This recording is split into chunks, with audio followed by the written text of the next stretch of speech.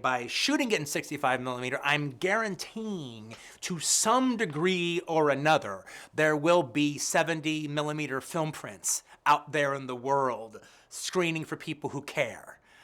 24 frames a second flickering through the projector, creating the illusion of movement. Now, I get questions all the time about people going, okay, so you shot it in 70, right? Yeah. But I mean, most of it takes place inside of a big shack, right? Like a bar kind of way station shack, right? It's all indoors, right? Yeah. And the part that doesn't take place indoors takes place in a stagecoach, right? Yeah. And then they go, well, why shoot it in 70? And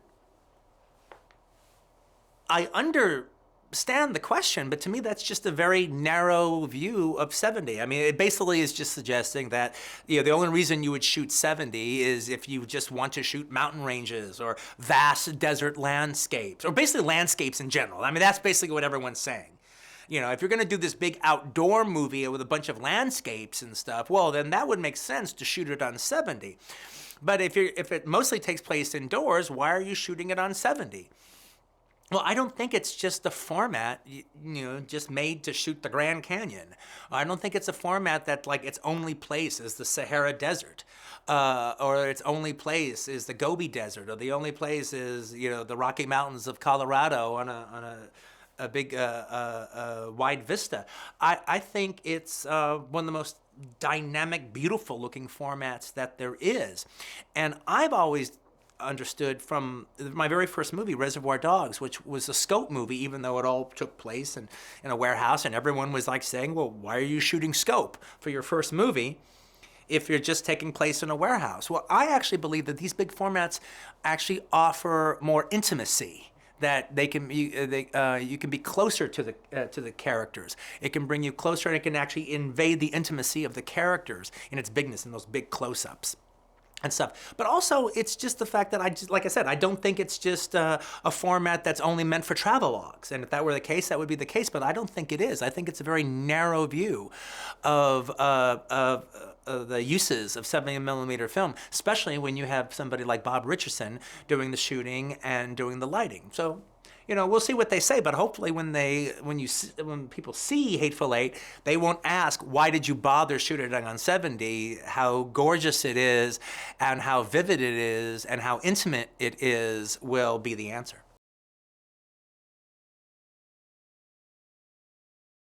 These lenses hadn't been used since the movie Khartoum with Charlton Heston and Laurence Olivier. That was the last time they were used, about 40 years ago.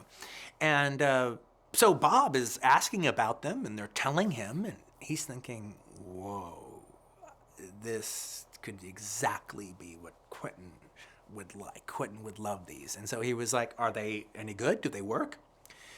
And they go, yeah, we think so. So, immediately, Bob said, I want these.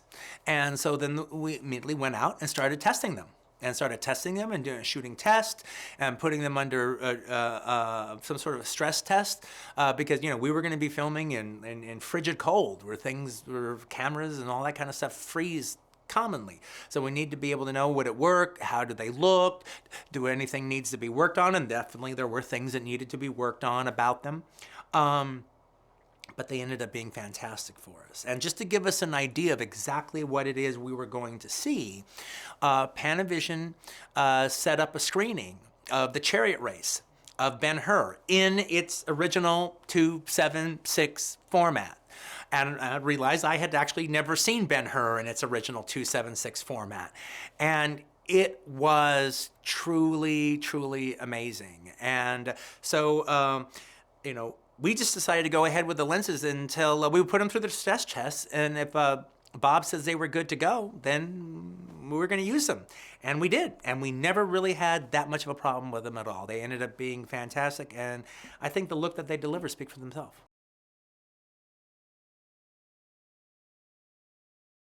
The way the actors reacted was, well, they just thought it was special. I mean, there was one, they thought it was just very exciting that we were shooting in 70, and they thought it was exciting seeing the big camera and the big mag and the big old lenses. And, but almost all the actors that I have in this movie are more older school types. So they like working on film. On film, there was a special magic on a set when you said action, and to the point that the take ran until you said cut. And that was a sacred time. That was a special time. People stopped doing what they were doing and everyone settled down. And this was money. And this was the time. And that's film running through a camera. No one took it for granted. And it was a, it was a thing.